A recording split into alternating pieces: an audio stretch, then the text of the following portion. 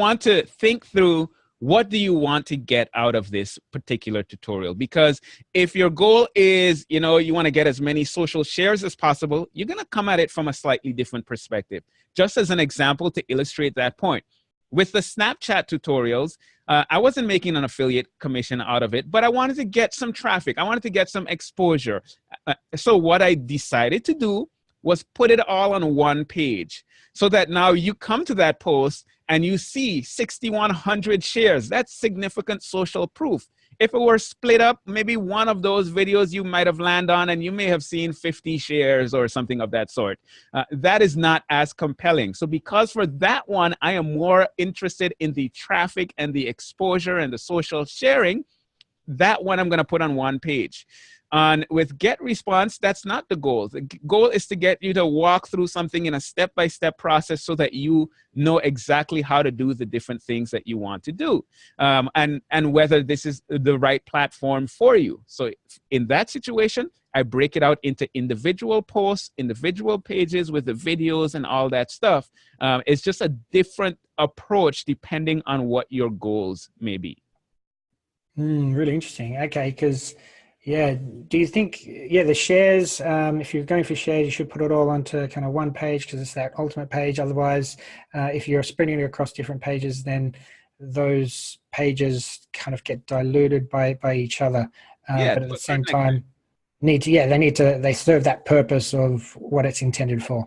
Exactly. Now, I actually could have gone in a different direction for the Snapchat tutorials and do them on individual pages and then go through and try to optimize every page for SEO and social sharing and so on. It's just slightly different. So it depends on what you are trying to accomplish.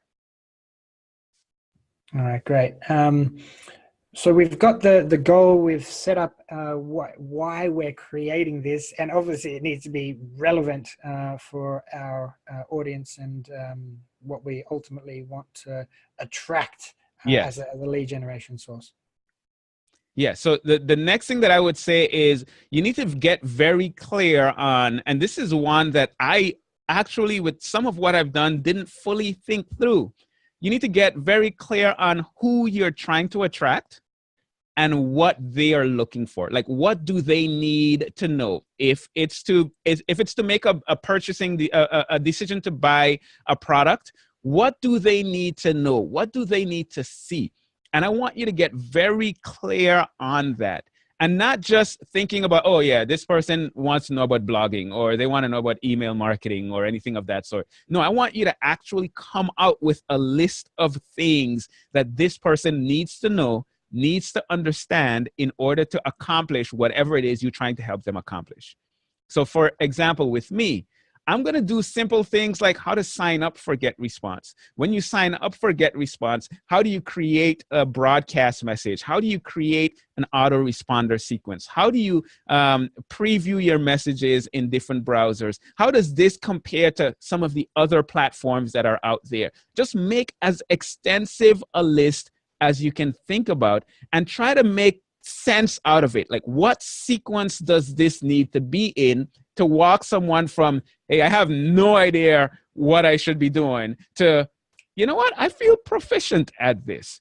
You want to come at it from that perspective. So understand who you're trying to reach and what they need to know in order to go from where they are to where they need to be.